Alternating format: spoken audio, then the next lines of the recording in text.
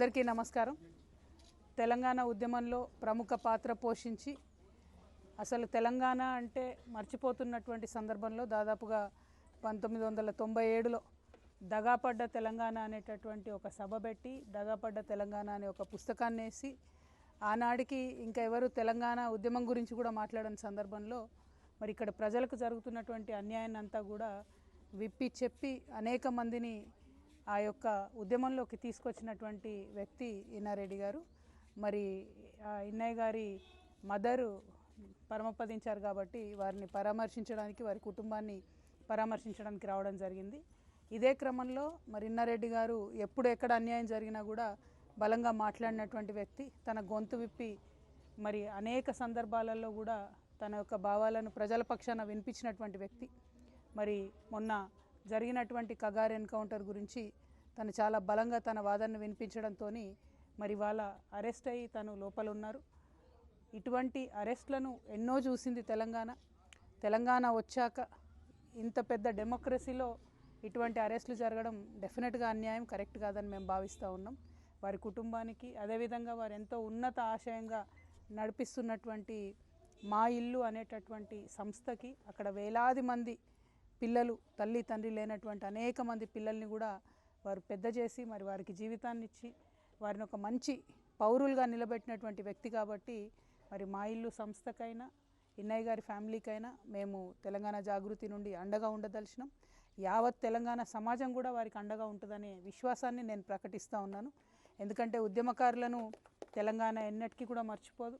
తెలంగాణ కోసం ప్రయత్నం చేసి మరి అనేక మంది యువమిత్రుల్ని కూడా ఉద్యమంలోకి తీసుకొచ్చినటువంటి వ్యక్తి కాబట్టి వారిని మర్చిపోకుండా వారికి సపోర్ట్గా మేము ఉంటామని తెలియజేయడానికే మరి ఇక్కడికి వారి స్వగ్రామానికి కూడా సాగరానికి కూడా రావడం జరిగింది. మరి మా సపోర్ట్ కంటిన్యూ అవుతుందని కూడా ఈ సందర్భంగా తెలియజేస్తున్నాం. Thank you. జై తెలంగాణ.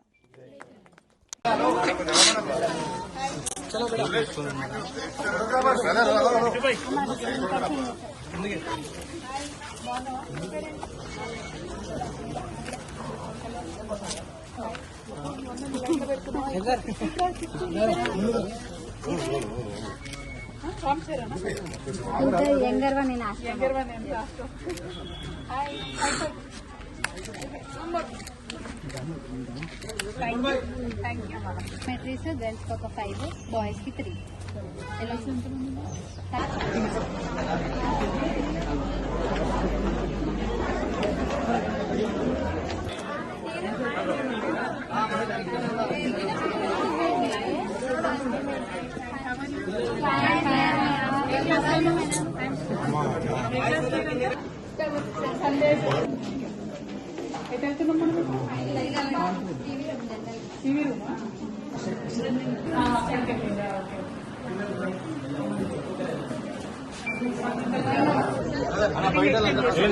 తొందరలే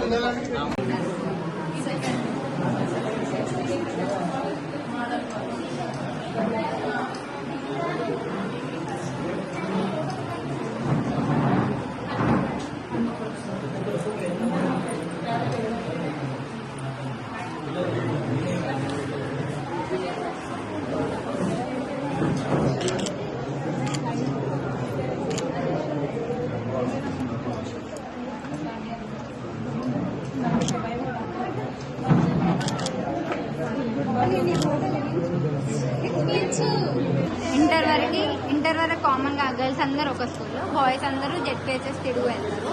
ఇంకా డిగ్రీ అంతా ప్రైవేట్ ఇన్స్టిట్యూషన్స్, ఓన్లీ హన్మకొండలనే ఉన్నాయి.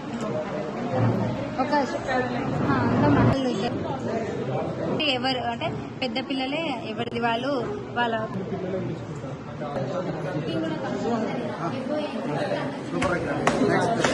అందరికీ కిచెన్ డ్యూటీ కూడా ఉంటుంది.